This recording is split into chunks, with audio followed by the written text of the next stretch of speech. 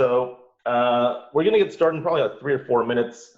We thought we'd get started with maybe something sort of special. So my understanding, so Mark Brando is part of our content team, and he and his team are actually responsible for all these great reports that you're getting from Data Central. And my understanding is that your kids sort of ask, what's daddy working on? Is that the gist of it? Yeah, they want to know why I can't come to the dinner table all the time, and they want to know why I can't play Minecraft with them. And so they've been wanting to kind of feel involved with what I've been doing lately. So then they took it upon themselves to do what? They actually, so Cameron actually, she makes a lot of presentations for her class for e-learning a lot. They work with Google Slides a lot. And so they took it upon themselves to do some research on coronavirus and COVID.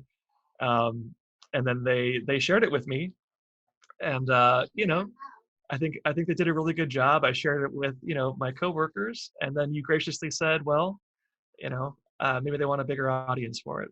Yeah, so so Mark sent me the deck that his kids, Luke and Cami, put together. They're in the 1st and 3rd grade. And we have a couple minutes before we get started with the main presentation. We thought it'd be cool if we can get the cameras to the right level, if they actually presented their deck. We've kept it in original form, spelling and all. So this is the unedited live presentation. So Luke, Cami, I'm gonna share out my screen so you can actually see the slides that you put together. Okay. So we can get this to work, and then you're gonna take us through it. So you have 2 minutes to take us through, I think, 6 or 7 slides. Okay. We have 7. Okay. I just added a new one. So, The Evidence of COVID-19 by Luke and Cameron Brando. Okay.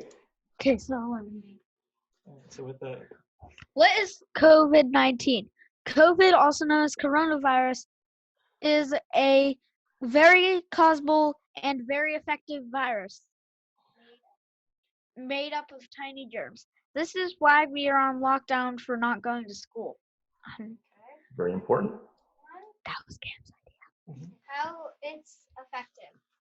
Viruses are tiny germs that attack cells. COVID causes coughing and fever to an average human. The older a human gets, the more effective it is. Some people can get very sick and possibly die. It replicates itself in your body to get you sick. Excellent. How about this? How it all began. Coronavirus started affecting people in China, and now it spreads to where we live. That is why we are in quarantine. What does it mean for you to be in quarantine? What was that, Jack? What does it mean to be in quarantine? Means we don't leave the house. It means we're stuck at home with nothing to do. You don't like it? Not really. They miss their friends. Yeah. Yes. I'm talking to everybody on FaceTime 24/7. Oh, okay. We're doing it right now, sort of too, with lots of people as well. And just so you know, hey, don't get nervous. You're presenting to thousands of people right now. So I didn't tell them that, Jack. So tell us how to make this vanish. Okay, so is that stage fright? So No. How to make it vanish. Make sure you wash your hands after going to the bathroom and before eating any type of food for at least 20 seconds. Make sure to cover your mouth when sneezing or coughing, and make sure to social distance and talk online. So what does social distancing mean, Cami? Like staying 6 feet away from someone that doesn't live in your house. Mm-hmm. That's right. I think this is remarkably insightful. Any final thoughts? We have one more slide up. Thank you for listening. Thank you for listening to what we know about COVID-19. Stay safe and have fun. I could not agree more. Let's give them a round of applause. You literally just shared yourself out with thousands of people. And with that, Luke, Cami, thank you so much. Welcome. We look forward to you working on our next Thank series you. of reports for us. You're welcome. Okay, guys, can you shut my door now? All right. So with that, we're gonna get started with the main content, and Mark's can return in just a moment. Yep, all This good. week Just have to is- shut my door. Yeah. So this week we're calling Back to the Future. It's actually going to be more than that as well. We're going to look in part at what happened in the past coming out of the last recession and how the food industry responded and how consumers responded as a guideline for what may happen in the future. And we're also going to look at new waves of consumer data regarding their attitudes toward the reopening and what type of behaviors they want to see from restaurants and other places, and what type of behaviors consumers are willing to do themselves. As a reminder, this is a weekly webinar. It happens every Friday at 2 p.m. If you couldn't tell already, we do try to keep it a little bit lighthearted, but with very serious data at the same time. And it's not just about the presentation comment, it's about all of you. So please use the chat function, share out with this industry. If you have great ideas or you just want to say hello, please share it. The standard question we kick off with every week is what you just had for lunch and what is that great restaurant meal that you're most looking forward to. Let us all know. And as we're moving through the conversation, if something comes to mind, share it with chat, and let's see if we could break our record for the most amount of chat that we've ever had. We're streaming this live on YouTube as well. Some of you, for some companies, have blocked Zoom. I think that's not that common, but maybe 1% of companies have. If that is a company like yours, you could be watching this on YouTube live as well, but it's actually less preferable because you can't get involved with all the chatting and the polling if you do that. So Zoom is definitely the preferred method. And again, and you must be sick of seeing this slide by now, but we're not going to take it out. We really do want to thank each and every one of you. It's just, there's so many ways you could be spending your time right now. You've chosen to spend it with us. We hope we can provide great content to you that helps your business and makes you feel better about the situation as well. So thank you for spending an hour with us. We promise we're going to try to make it well worth your time. So here's my one public service announcement. And I apologize, I've said this many, many times. You're sick of hearing this, but I'm going to do my best to just really drill this in. The chat feature is your friend, and it's the friend of everyone in this webinar. Thousands of food professionals, your colleagues from around the industry. When you chat, last week we generated over almost 20,000 words in chat, right? We then pasted those into Microsoft Word. It's about almost 100 pages of 10-point font chat. The audience, everyone on this webinar only saw about 25 to 30% of that, because the default in Zoom is when you chat, it only chats to other panelists, which means that only Mark and I can see what you write. So make sure you click that little down arrow and set it to all panelists and attendees when you chat. I don't know if you have to do that every single time you type a message or just the first time, but I would just double check each time before you hit send. That'll make sure you share out with the broader community. Unless there's something you just want to tell us, just Mark and myself, but share it with the community if you can. So as a reminder, our coronavirus resource page, it's now called The Way Forward because this is what we're focusing on, how we take this entire thing forward. There is a ton of resources there for you. And just as a quick review, in the last week, we posted 2 new reports. One is the trust issue. It's all about consumers and trust and the role the different parties play in generating trust. And 2 is just posted our Ready or Not issue, which just posted yesterday, which is particularly fantastic. So make sure you visit the resource page, download those reports. You can get either the PDF or the original PowerPoints. They're sort of large, they're big files, but you can have the original slides to use in your own decks. Share the information out as broadly as you can. It's how we recover as an industry as quickly as possible. There's a brand new interview on food safety related to coronavirus, and also a chain closure flash briefing. These have all been added in just the last week.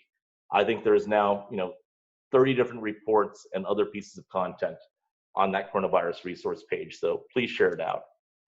And then some of you may have joined us yesterday with our partners at IFMA about this new food service impact model for coronavirus. What we'll do at the end of this hour, if you want to stick around after the hour, we will do a crash course in how to use this new dynamic tool that predicts where the food service industry is going to be for the calendar year 2020, how that compares to 2019 and what the original 2020 pre-coronavirus forecast looked like, and also how that impacts your specific business. So if you've seen this already, there's no need to stick around at the end of the hour. If you haven't and you have a few more minutes, we'll do like a quick 5 to 10 minute tutorial, and you have instant access to this. It's completely free to use. We just ask that you use and you share this so we can all benefit from the tool. So I want to kick off with a poll, and this poll is very, very near and dear to me. And you may find it to be not that important, but I think it's important. So here's the question. When chatting in Zoom, the correct option to select is which one? Oh, the voting is pretty good right now. I'm feeling really good about the way I'm seeing votes go. I'm a little concerned about some of the people. Jack, I've been watching the the queue at the bottom here. Most of these comments are going to everybody. I think we got through. All right. Well, we're at 1,200 votes already, so I'm gonna just hit stop. That's not bad. We had 1,200 people vote or 1,100 people vote in 30 seconds. So yes, you are doing it right. To all panelists and attendees is the right answer. For those 9% that said to all panelists, switch to all panelists and attendees. Okay, so that was sort of obnoxious. I apologize, but just trying to do some reinforcement learning. Okay, so let's get on with it. Here's one of the several metrics that we track. We're going to talk about this just very, very quickly. This is, are you very personally concerned about coronavirus for your own health and safety? You can see that we basically sort of just got back into this range of around 60%. This is where we got to initially at the, when the pandemic first sort of took off. We then had a spike at the end of March when the White House came out and said, hey, we're going to have perhaps a couple weeks of pain, way more, fatalities than we originally thought, 250,000 fatalities, and, and maybe up to a couple million without social distancing. We've since retreated back to that 60% number, which looks like where it's going to stay. So barring any dramatically bad news, I would not expect that number to increase in the near future. And we should hopefully see it start to recede as people begin feeling better about their ability to interact with the world. Definitely avoid eating out. This is the percentage of people that say, I definitely avoid eating out. And the story here is a little bit the same, right? We got to about 60, 62%, and we've essentially held constant there, and we're sitting just a tick under 60 right now. So you'll probably see this track pretty well with the I'm personally very, very concerned number over time. Our expectation is that barring significant negative news, this number will start to decline in the periods ahead. But we shall see what happens. I mean, Georgia will prove to be a very, very interesting test case. And if we see something like a re-lockdown in Georgia, that probably changes things for the country. If we don't, we may see numbers move downward, which will be good for all of us. We've had some requests about understanding what things look like on a state basis. So here, actually, we're looking at some of the top metropolitan areas, not even by state, by major cities, essentially. The top chart is, are you personally very concerned? That first stat that we saw. The bottom chart is, are you definitely avoiding eating out? That second stat that we just saw.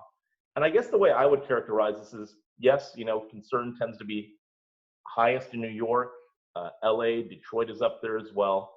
And then it trails off a little bit, but it's not really as though there's massive differences from one part of the country to the next. It's not like New Yorkers are 90% concerned and people in, San Diego are 3% concerned. I mean, there's healthy levels of concern across the board.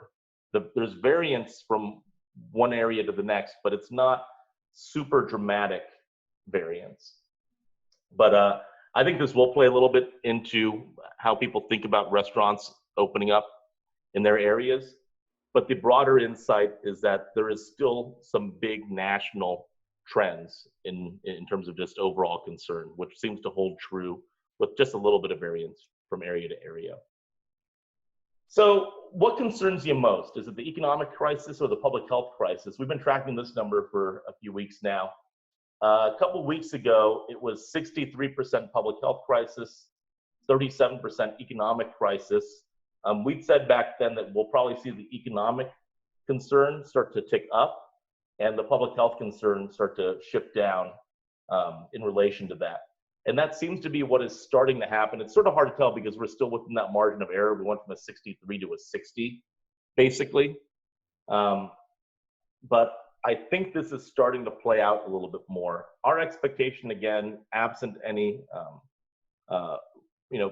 tremendously bad news in the days ahead, is that there will be more people that see this as primarily an economic crisis going forward. So we'll continue to monitor this stat. And I think this brings us to perhaps the first major topic, which is this notion of May 1st as being a target date and what that actually means. So if you remember, the White House released its three-phase guideline on reopening the economy with May 1st as sort of an offered up target date. Of course, individual states can choose to do what they want. And we want to understand what consumers think of May 1st. So Mark, you want to share some of what we learned? Yeah, of course. To Jack's point, May 1st was the day that the White House really floated this as a target. We're seeing some states getting out ahead of that a little bit. But just like the slides before, it's going to be kind of uneven across the country in certain parts. But we thought that it was good to do a lot of research around specifically this May 1st opening date, because that's what we are hearing from the White House task force. And what it kind of says to me, I'll come back to this point again and again in this presentation, I think. It's going to be some tension between needing economic solutions, needing public health solutions. Those are dependent on things like political solutions, or at least better political cooperation than we might have received initially. And with all of that kind of held in tension, right now it looks like the public health concerns are prevailing. We saw that in that 60-40 split between public health and economic crisis. And I think that's what's behind a lot of the findings, at least in my section here. Now, we asked consumers where, if we are going to reopen the economy broadly on May 1st, where would you want to go? Where would you support opening back up again? And I think because, the public health concerns are sort of top of mind, right now, initially, the place where people are most comfortable with opening back up are things like public parks, public spaces. In the Southeast, where we're seeing a wider movement toward reopening, it's going to be public beaches. And, that's half of people say that they're okay with that opening up on May 1st. And to me, I think that is in light of the fact that those are places where you can still practice social distancing and still feel like you're very much out of the house. So that does track with me. The food service venues that we asked about, they're sort of kind of in the middle of the pack here. Farther down are places where you would expect to be crowded. So things like bars and nightclubs and theaters, stadiums, places that are just meant to be crowded. I think that there's not a high level of comfort there to open up so soon on May 1st. But as it relates to these food service venues, especially restaurant dining rooms, there's some comfort there, but still most people would like to see restaurants wait a little bit longer.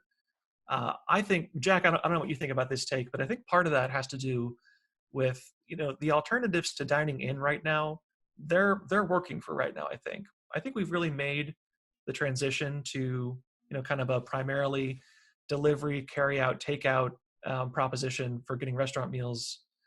For the most part, I think it's for sure. I mean, there's definitely some workable solutions. They're probably not sustainable as the only solutions in perpetuity.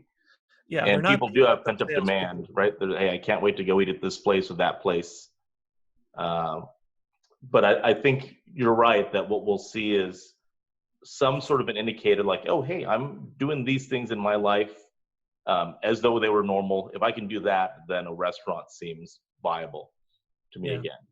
Yeah, the salons and barbershops one, personal care services, that struck me as a little bit high. I think what might be behind there is that, those are places where we go to be served by kind of the same people very, very often. We know our barbers, we know our nail technicians, and we know that they have to be kind of out of business right now. So I wonder if that's what's kind of driving things up. And also a lot of us are just at a critical point where we cannot go on anymore without those services. I'm wearing this stupid hat right now for that reason, which I'd prefer not to wear. But. Yeah, the clippers came from Amazon today, so I'm getting my head shorn tomorrow. Yeah, so it looks like we have some skepticism overall about this May 1st target. Yeah, I think that for a lot of people, it just feels a little too soon. It's only about 1 in 4 people that think now is the time, or it's past time to reopen.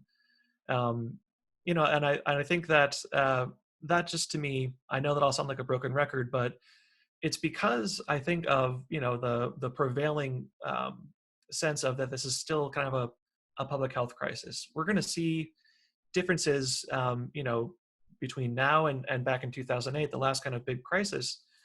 The big difference was, last time that began purely as a financial crisis in the financial sector. And what was most affected, aside from people's, jobs, was also, the main way that people built wealth back then, and still, was in their housing value. And that was what was affected the most.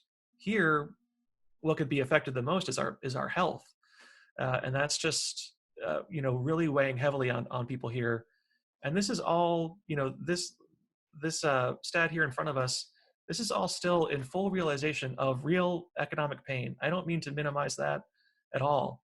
The unemployment claims we've seen in the last few weeks they're staggering. I think we all know somebody whose work or hours have been affected by this. And yet, in spite of all that, we are still dealing with a crisis that began with a really contagious virus that we don't know for sure how to treat yet. And we'll see that a lot of people are going to need to see very stark reductions in cases, or need to see a vaccine before they really feel like they're ready to be, reopened. Yeah, I think what will likely happen is there will be a number of places that open before a majority of the country says it's time to reopen. Mm-hmm. But if that proceeds, with any sort of smoothness, and people start saying, okay, I guess, it was all right, then attitudes will shift very, very quickly from there. It's not really rooted in this notion of a date, but just, are we ready right now? Sure. And that's something that I think, that number will bounce around very, very quickly, just as we saw it bounce around very quickly as the pandemic grew. Mm-hmm. So, well, and we're going to get so much information from a lot of different sources. Yeah. And again, it goes back to, we are looking out for, solutions and information around the, economic parts of this crisis, around the public health parts of this crisis. It's dependent on responses from politicians. And so there are just a lot of different inputs that we all kind of have to track, keep in balance when we think about, am I ready to return to normal here? What does normal even look like? Because I think right now the public health crisis is still kind of winning in a lot of our minds, where people are kind of looking for guidance and what they say that they sort of trust completely or trust the most. It's starting with our healthcare workers, medical professionals, and scientific experts. I was surprised that our own primary care physicians, our doctors, are who we trust completely the most. But I think a lot of those folks are relying on that second bar, right? The science experts and professionals there. So we see Dr. Fauci's picture up there, and I know that Dr. Birx is the other official at a lot of those White House briefings. But I see it actually on the state level too. So I'm from Ohio, and my family back in Ohio, my dad and sister are physicians. My mom is a med tech in the hospital there. And people in that state, when they tune into Governor DeWine every day, he always has Dr. Amy Acton, his head of the Ohio Department of Public Health. And she is a completely calming presence, and she has kind of a hero following among Ohioans on Twitter. There are lots of videos of little boys and girls wearing their lab coats, wanting to be like Dr. Acton. So we put our trust in people. Next, we put our trust in organizations like the CDC and the WHO. And then further down is where sort of we're looking for the political response. And, trust there it's a little bit more nuanced, right? It looks like we are kind of looking for our governors and our mayors to sort of give us the all clear for it being okay to go back out where we live, right? A national response is going to look different than a state and local response just because of federalism, because of just how big this country is. And I think that we're looking toward our local leaders a little bit more at first, more so probably than the White House or with Congress. And the last thing I'll just talk about here is that this trust or distrust of the mainstream media. Look, that's as much of a partisan act as trusting politicians sometimes, at least the way that our media is set up today, right? Yep. Cable has a very big reach, but you tend to think it's for one viewpoint or another. Local news is having a really hard time keeping up. I mean, newsrooms are still contracting quite a bit, so it's a little bit harder to trust the media than our public health officials right now. Yeah, it's interesting. I mean, the trust in your doctor and science and health experts isn't entirely surprising. When we've done research in the past on, who do you trust to give you sort of advice on what foods to eat to be healthy, doctor and your personal doctor comes up number one. Mm-hmm. In fact, like when companies do, commercials, they'll even do a commercial where they hire an actor who played a doctor to deliver the message, which is ridiculous, but it works. They're like, "Hi, my name is so-and-so. I played Dr. Whomever on this show, and I'm wearing this doctor outfit now. You should buy this product." And it still resonates. There's something about doctors, and specifically if it's your personal one, that really seems to work. So I actually wanted to ask a quick poll over here. This one's going to be, let's actually see. I have no idea how you all are going to answer. Is your business, your company, is it planning for a significant second wave? You might not know, in which case just say not sure. So this will be interesting. And without responding yet, Mark, I'm going to give it a few more seconds. I'm going to ask you how you think people voted in this. So don't say anything yet to bias the responses. Sure.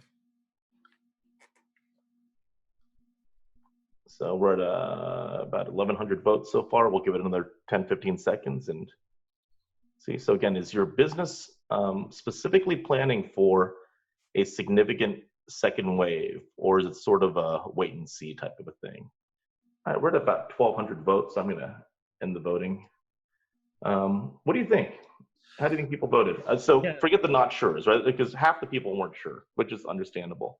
Right. So between yes and no, I would guess that there are going to be a lot of no's. And that's just because I think that, surprisingly, I'm wrong. My job in life is to prove you wrong. So I'm going to do that. Thank you, boss. Yeah. So, so that's actually sort of interesting, right? That it's been built into the plan already. Now, I think the question is how significant of a second wave are we anticipating? But more yeses than nos on average. Surprises me. I mean, I've been researching this stuff, kind of nonstop for the past 6 weeks, and I feel like I haven't had a chance to think about, a month ahead, much less to, October, November. Yeah, and as Mark has sort of preluded to, this really has turned into essentially a political conversation, which is, for better or worse, probably for the worse, right? It's sad that everything devolves into politics these days and becomes so incredibly polarized. But you see it very, very clearly in the data. So if we look at that notion of who do you trust completely to provide guidance on returning to normal, these are the numbers among Democrats, right? They most trust their primary care doctor. So they have a big rise in science and health experts, and obviously a big dip with President Trump. And if you look at Republicans, the chart looks like this instead. Really big gaps in a lot of these areas, right? The one place where there's absolute agreement, doesn't matter what your political affiliation is you trust your doctor. Like that is the one constant in this. But some of these others, I mean, there's such a large political divide that actually exceeds the divide we see in other demographic variables, right? More so than age or gender or ethnicity or anything else. Political affiliation has a lot to do with just how we're viewing this entire thing and who we place trust in. You see it in how people are going to respond as well. So I'm very concerned about my personal risk of exposure, right? That one number that we've been tracking over time. Democrats are more likely to feel this way than are Republicans by a significant number. I have no issues, right? No issues at all with going out and eating as it relates to coronavirus. Republicans are more likely to say, yeah, I'm good to go. Democrats are more likely to say, I'm not really so sure yet, right? And again, these gaps are sometimes and most times larger than we see with other demographic variables.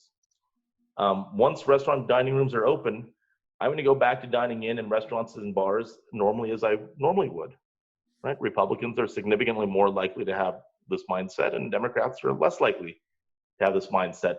Again, with the variation here between political parties, more than we see in other demographic variables. So this does seem like it's really turning into something that's rooted in political ideology. And when we ask people, hey, who should oversee when it's safe to bring restaurants back for dining in, you do see that it's more state and local government than federal government, right? And that's actually sort of why we showed this analysis last week, and I actually want to expand upon it a little bit this week. It's this map of the US and who the state governor is by state, right? The states with Democratic governors versus Republican governors. And if we look, for instance, we showed this last week at full service restaurants. This is the political affiliation of the governor of that state, along with the number of units of full service restaurants in that state. And if you extrapolate this across the entire country, there's more full service restaurant units in Democratic governor states than in Republican governor states. But if you look at chain restaurants, here are the top 8 chain restaurants across the top 8 full service chain, dine-in chain restaurants, sit-down chain restaurants. You can see they tend to have more stores in Republican governor states, right? But full service as a whole tends to shift toward Democratic governor states, which means that if this ends up being something that is driven mostly by political ideology, if the opening timeline and a potential response to a second wave, if there is one, is driven mostly by politics, that independent full service restaurants, not the chains, independent full service restaurants will be under the greatest pressure because they will be the last places to open. So we'll see how that plays out. We took a look at our Firefly data set, and we looked specifically at the Firefly 500. So Firefly is every place that serves food in the country, every independent restaurant, every chain restaurant, every hotel, every hospital, you name it. We said, let's look at just the top 500 chains within that. And let's do a quick analysis. So each one of these dots is a different chain restaurant from that top 500. On the left, all the way to the left, if you're all the way to the left, that means you have all of your stores in Democratic governor states. If you're all the way to the right, it means you have all of your stores in Republican governor states. And then going from bottom to top is in how many states you have locations, right? So if you have locations in all 50 states, you're basically at the top of the chart. And we said, well, let's look at this, a few examples, right? So if you're Subway or McDonald's or Wendy's, you're pretty close to 50-50. You're like in every state, and you're almost a 50-50 balance, right, of what percentage of your stores are in Democrat states versus Republican governor states. But other chains have remarkably different balances, right? So if you are Longhorn Steakhouse, 2/3 of your units are in Republican governor states. Schlotzsky's, 87%. Waffle House, almost 80%. Nukes, 90%. Versus on the other side, If you're Jamba Juice, you're mostly in Democratic governor states, 76% of their stores. Famous Dave's, almost 70% of their stores. Or Baja Fresh, 80% of their stores. Or L&L, almost all of their stores. So you will probably see some sort of a different opening timeline by brand based on where those store locations are. Again, this is based on the notion that this will be largely a political battle as to when states start to reopen, because the power has now been given to the states and local communities. But if that's the case, I think it is going to play out a little different for each brand. We have this analysis in full with all the individual brands and their breakouts. Would you all be interested in actually seeing what that looks like by brand? If so, just let us know in chat and we'll get that posted for you. A lot of yeses. Okay, we'll get that. We'll make that exhibit for you. So here's a question. Here's another poll. What type of recovery do you think we're going to see? I want to get everyone's idea here.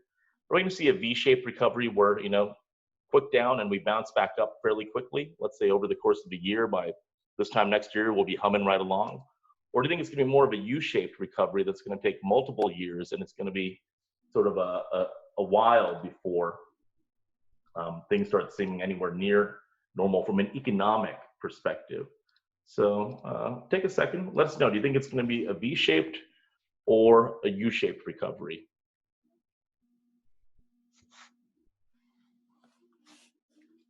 Someone in the comments just suggested it'll be a Nike swoosh shape. Oh, you might get sued by their lawyers for copyright protection or something. Right, sorry. I'll go call our lawyer. The entire economy gets sued by Nike. Let's see. We'll give people a little more time to vote on this one, because I think this requires a little bit of thought. We have about 1,200 votes in so far. Yeah, a lot of votes in the comments for W as well. Well, W, yeah. So W maybe in the short run if we get a second wave, perhaps. We when I first wrote these poll questions, like, we could keep it real simple, V and U. Then you could say, well, it's going to be a U that feels like an L.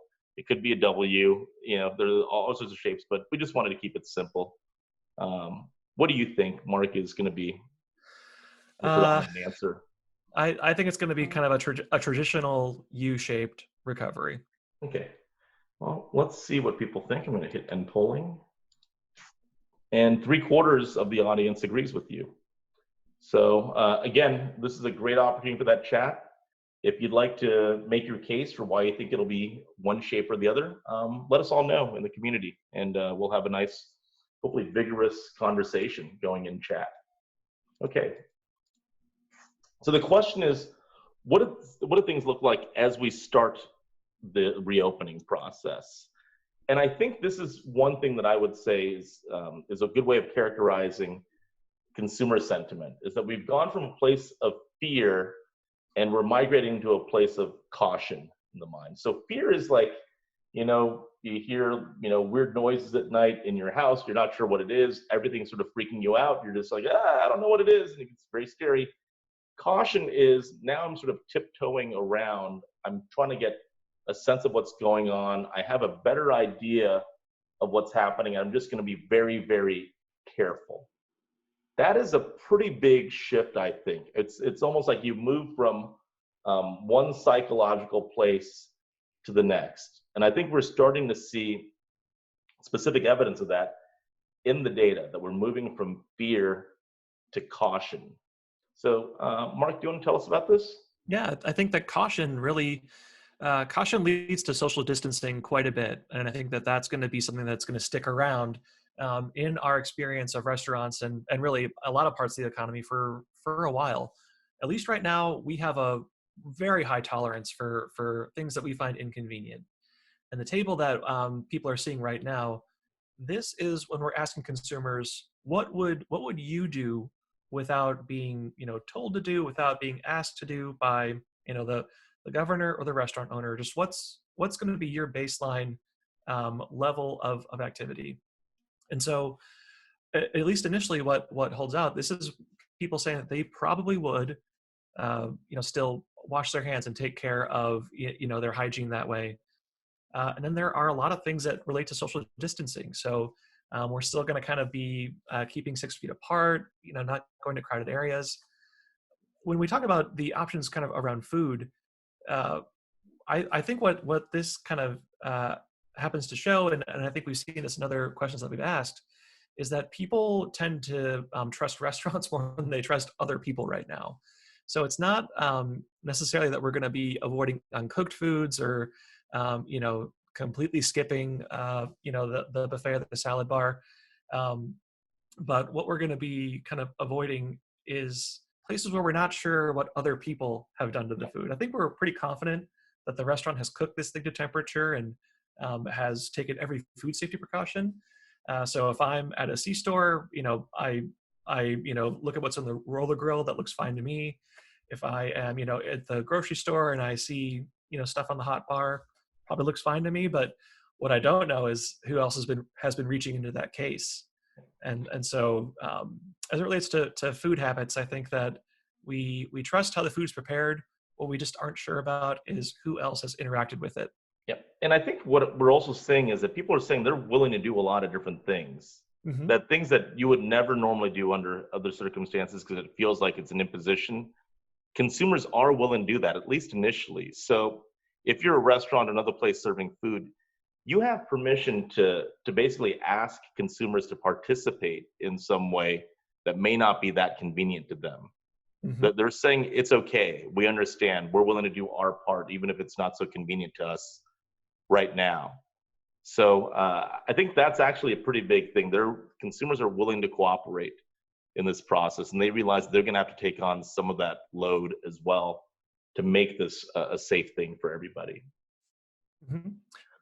I think we really see that the most on the next slide too, Jack. There's a lot that we'll go along with. When we ask folks, these are some possible rules that restaurants are going to put in place for your safety. Would you support them or not? And we've got quite a lot that 3/4 or more of us will support. And again, it is all the stuff around mostly social distancing.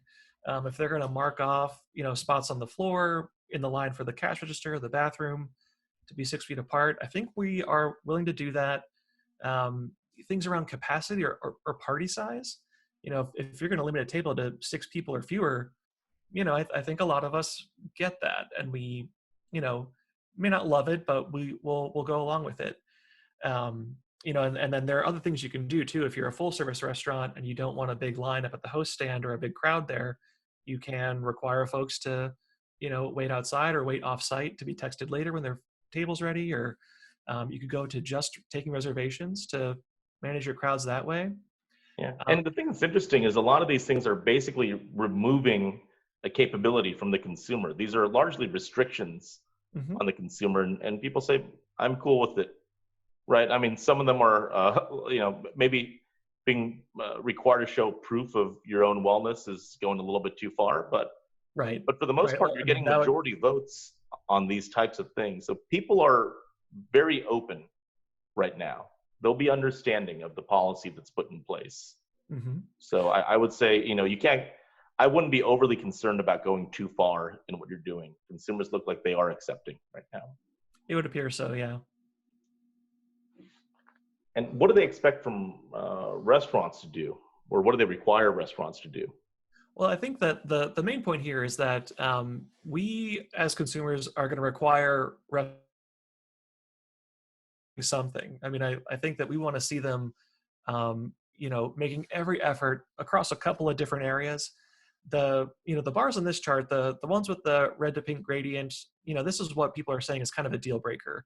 If I see you not doing this, I'm going to choose another restaurant that will. And so, that's for 3/4 of us, it related to, kind of overt sanitation and safety that way. I think that's something that you should definitely have in mind. You don't have to do everything on this list, I don't think, but people are going to need to see you making the effort in a couple of different ways. Mostly it's the way that you can kind of keep us the safest is by making sure that your venue is as clean as it could possibly be. And if we see you doing that, that's, so much the better. I think throughout all these reports we've been doing, we have been making the suggestion that what you can be most transparent about in your messaging and certainly in your operations is things relating to cleanliness and sanitizing. And that's kind of the biggest reassurance that we need right now. Yeah. But otherwise, across this list, if you see kind of a big delta between the gradient bars and then the yellow outline bars, those are still things that people will appreciate, even if they don't require it. So, you have to take an approach of not all of the above, but as many of the above on this list. Yeah, the key is to make people feel like you've done enough. So it's not about any one particular thing. It's about doing a basket of those items that holistically makes it feel like you've thought through the situation well and you're protecting the guest. Mm-hmm. And that's it. And so that's, as you read through the reports or any of these slides, I think that's the headline. I wouldn't overly focus on just any one specific point. It's that all of these things are in play and you want to find the right mix for you that's broadcast very clearly. We're taking care of you. And you also want to do it in a way that feels professional. I think at the beginning of this, we're all, okay with like the scribbled notes, taped to the window and whatnot that felt sort of like, done a little haphazardly because this was so immediate. As we start opening back up, the expectation is going to be, okay, you've had some time to figure this stuff out. Show us that you've really figured it out. And it can't be a scribbled note at that point. It needs to, if it's a sign, it's got to be professionally printed. It's got to be those things that assure the consumer that you've really worked on this, regardless of what the individual steps are. So here's a question for you. And this is not a poll. This is just a question. You can type your answer in the chat, which is, which two demographic groups do you think most demand restaurants to take safety measures? Which two groups do they care most, or would say I most require restaurants to do these types of things, or I won't even consider them? So is it a particular gender, a particular age group or generation, a particular part of the country, particular income level, particular ethnicity, you name it, profession?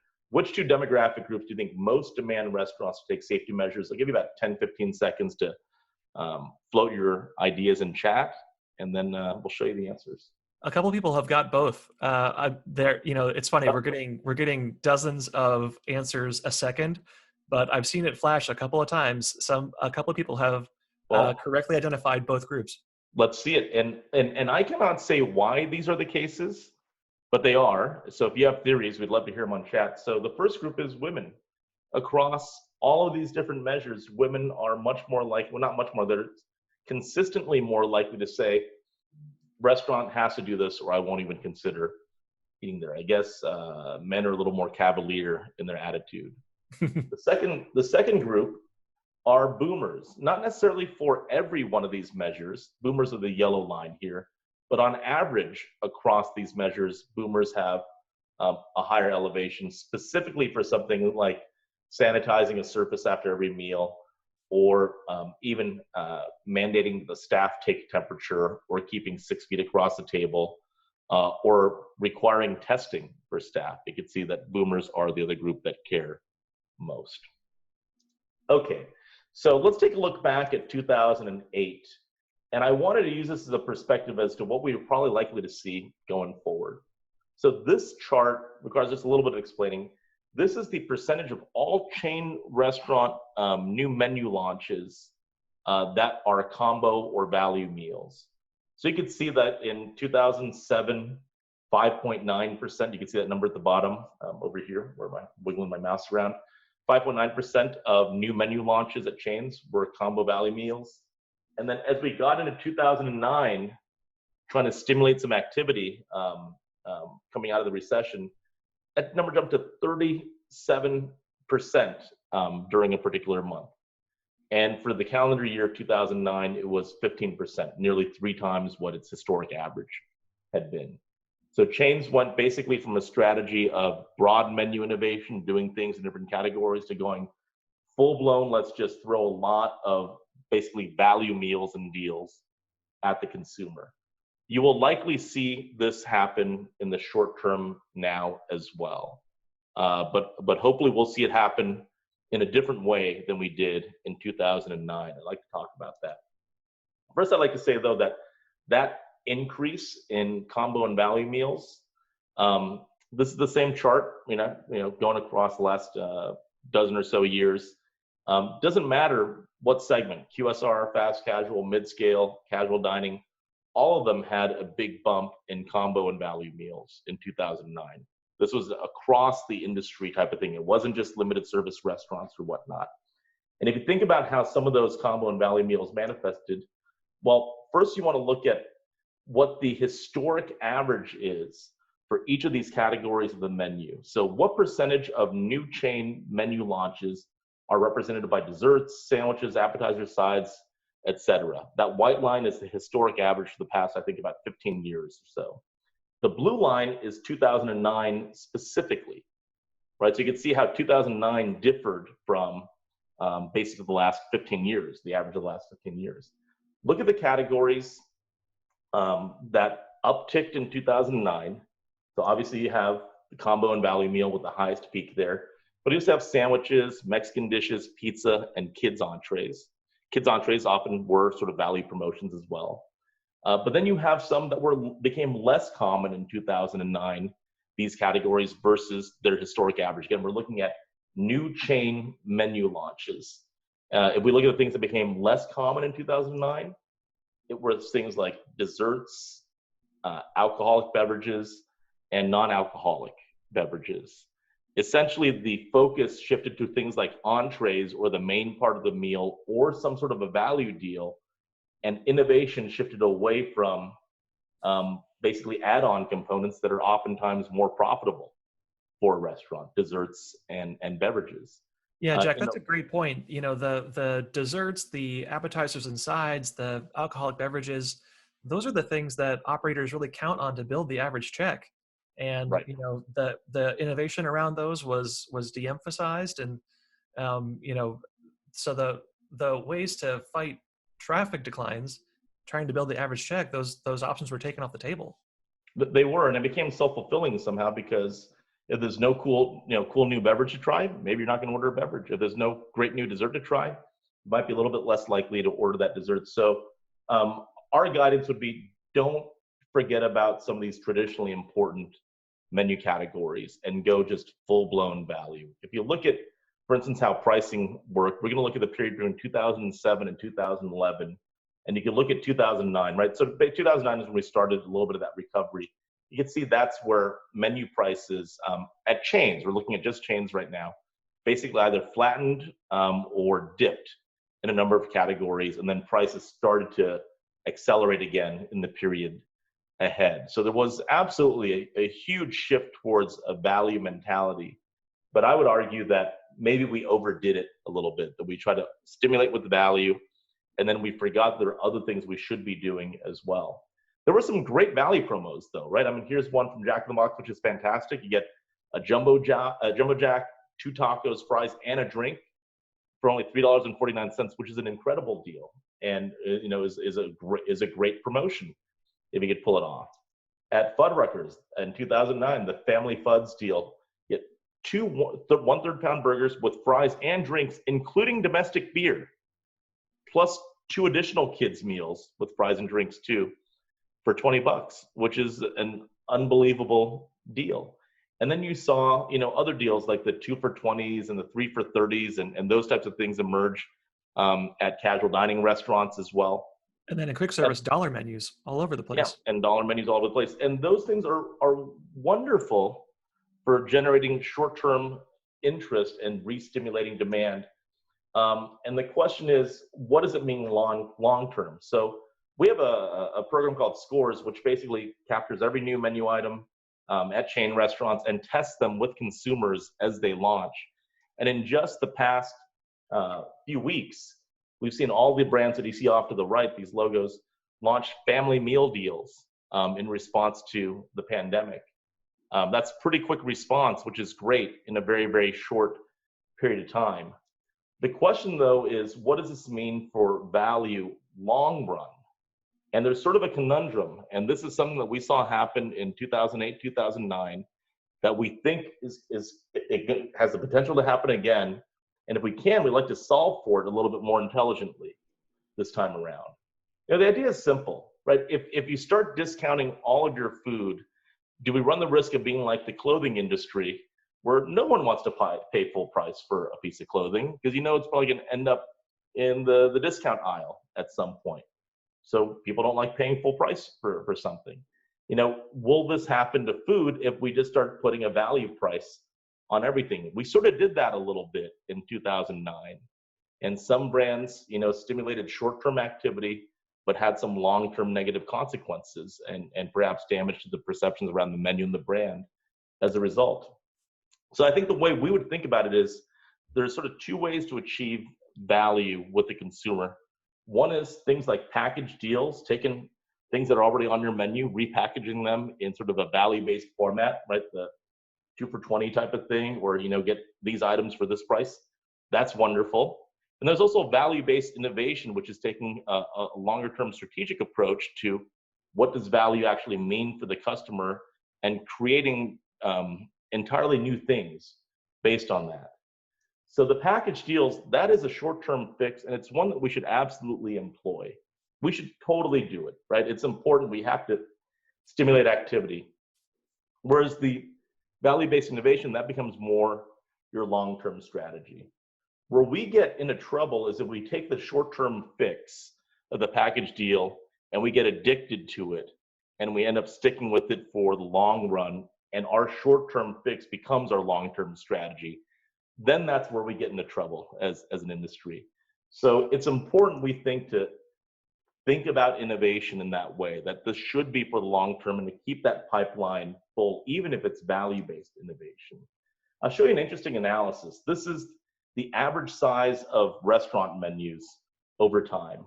So you can see that menus were getting larger and larger and larger. We've excluded beverages from this because with all the, alcoholic drinks and wine menus and stuff, those things fluctuate just way too much. So just entrees, sides, desserts, and appetizers here. And you can see that menus were growing, but then all of a sudden we got to a period of realignment when operators said, you know what, we need to pare things down, focus on what really works for us. We're in uncertain times. And you saw menu sizes start to decline, the number of items per menu. We then got to a point where even though we were in a recovery, there was a new type of operator that emerged. Brand new restaurants that opened had much, much, much smaller menus than legacy restaurants. Restaurants that opened with like 9 items on their menu because they just wanted to focus on doing one thing really well as opposed to having a really broad menu. So even though we were coming out of that recession, there was another force that drove menu size down further, which was the rise of this new style restaurant that only did chicken wings or only did a specific thing. So they didn't have that many items on their menu, and that's what it was. And we saw smaller menus for a while, but they weren't small because there was a lack of innovation. Those menus were actually driven by innovation because if you're doing chicken wings, maybe you're doing, Korean chicken wings or something, right? Something that is inventive, and that's the thing that consumers really like flocking to. More recently, though, we've seen a mainstreaming of trends where all these different trends that had manifested or started in the 2010s became things that mainstream restaurants and other places serving food wanted to bring onto their menus as well, which means adding more items to their menu. It was a reaction to that innovation that we saw in the early 2010s. That, I think, is something that still persists, but we will see a shrinking of menus as places say, you know what, I just can't do as much as we return from this pandemic. But I wanted to provide that context because if we get to a point where we say, hey, a smaller menu means we shouldn't innovate, we have completely missed the boat, right? Innovation is what drove us forward, even in a period where menu sizes declined. And that early innovation is what eventually flipped around as things moved through their life cycle, right? What we call the menu adoption cycle, that then helped grow menus over the last few years. So I think, Mark, this is a stat from an earlier operator question that we asked. You want to tell us about it real quick? Yeah, I think that, so initially the response is that operators have narrowed and limited their menu offerings. And, for a lot of people, that was by necessity. I mean, if you have to get by with fewer staff for the moment, if you're pivoting to delivery and carry out, and you need to slim down the menu to what travels the best, some probably are just doing it to get back to core favorites that they know are some of their best sellers. And so that was, in a large part, what people did in the initial response. We did this survey in late March. Yeah. So operatives say they're going to trim down their menu. And what do consumers think about that? Well, so far, we've asked this recently. People are okay with that so far. I think that the people who are most likely to be disappointed, we saw that with Generation Z, and then the folks who identified earlier in the survey that they're ready to return to restaurants right away. Yep. So those are the folks that think, you know what, I think it's already safe enough to go out to eat. So I would like to get as much of the old experience that I've been missing as possible. So those are the folks that, would sort of be disappointed by a slimmed down menu. But for the most part, I think everybody else kind of gets it.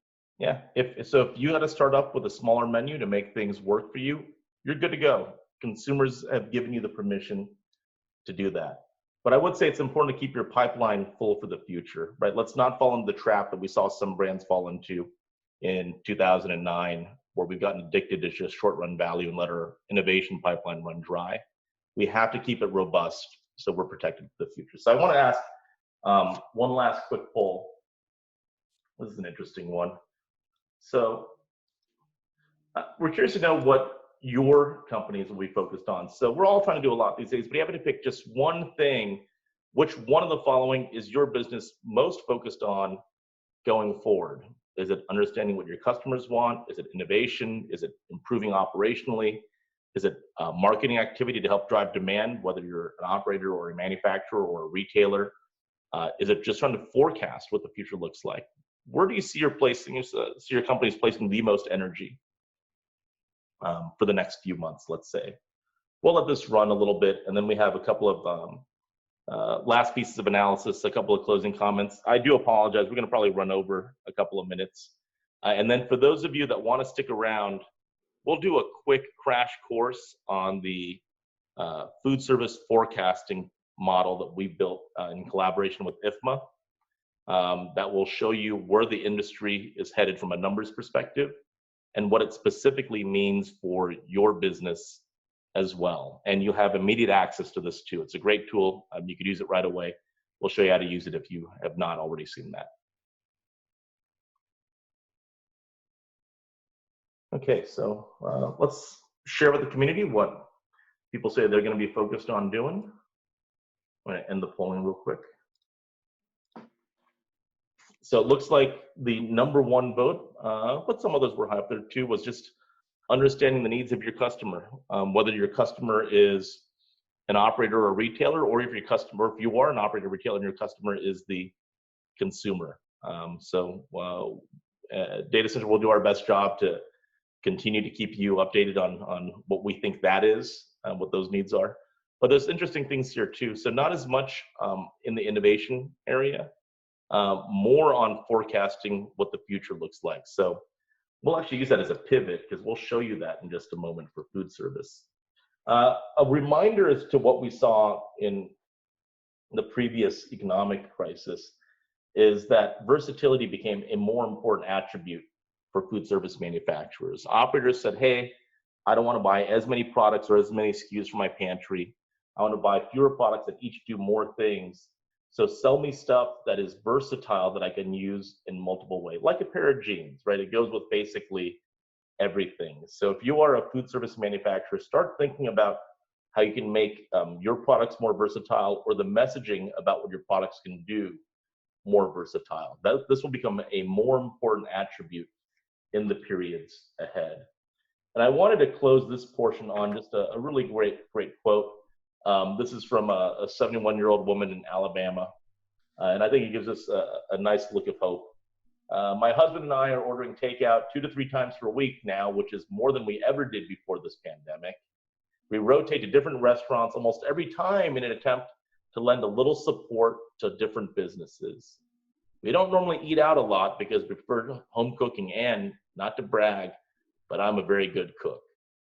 So this woman who takes pride in her own great cooking, which is probably delicious, you can just sort of tell, they're going out of their way, and millions of other Americans going out of the way to support the restaurant industry. We have the, from the consumer's perspective, we do have the wind at our backs, and they will help prop us up if we set sail the right way. And again, we do believe this is ultimately a human story. I would say there's a great video going around. We've talked about this a little bit before, of how different brands are messaging and creating commercials around what they're doing for coronavirus. And it basically shows that all these big brands have essentially the exact same commercial. They all start with like the somber piano music. They use a lot of the same phrases and terminology. It ends with like really uplifting, faster piano music at the end. Think about what you could do to make your message more raw, more original, and more innately human. Sanitize your store, but don't sanitize your message. Don't let that real, raw human emotional element get lost in this. That's the thing that's going to cut through all the clutter, or we run the risk of just sounding like every other brand and their messaging at this time. Keep it human and raw. I think that's the thing that really helps us stand out. So as a reminder, there's a great number of resources available for you on the Data Central Coronavirus page. And next week, we have a really great webinar. The title is, And So It Begins. This is what innovation looks like in a freshly open world, where we'll start looking at what's happening from some of the restaurants that are opening up in the US for the first time and things they're doing. We'll also look at some things that we've learned from other parts of the world as well. Mike and Renee, who are with us for our second webinar, are going to rejoin us and take us through some of those examples. Tell us, at Data Central, what you need, even if it's just to have a conversation with a friendly face. We're here for you. And if you're not already working with us, you can email us at hello@datacentral.com. We'll get the conversation started. So for those of you that would like to stick around, I'll give you 30 seconds to decide. But if you would like to stick around for a couple more minutes, I'll take you through the 2020 food service impact model and show you how to start using that tool right away. So let's give that a few minutes. For those of you that want to drop and have already seen this, thank you so much for spending time with us. I know you're probably late for another meeting or appointment or some other activity, but Another thank webinar. you. Or another webinar. Yeah, there's a lot of them going on. But thank you for spending time with us, and we'll see you next week. Otherwise, please stick around. We'll get started on our crash course for this impact model in just about 10 seconds.